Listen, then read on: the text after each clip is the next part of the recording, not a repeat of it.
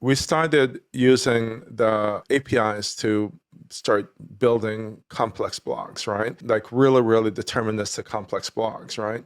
And we were like, wow, this isn't bad, right?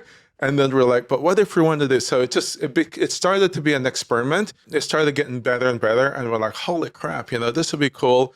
We can do this to promote our own business, right? And so we started doing it just as backend scripts with our development team to do it. And we're like, we'll just build tons of blogs and so forth.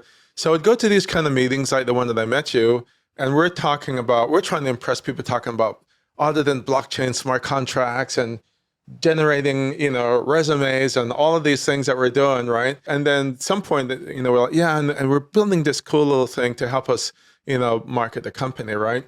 With no idea that it's just kind of like part of the conversation.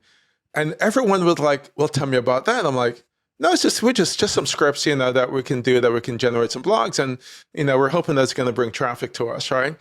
And they're like, you can generate blogs like that and it can bring traffic? Yeah. But, we're kind of like, how can I get that? Like, what do you mean, how can you get that? It's not a product. It's just something that we're doing for our products, right?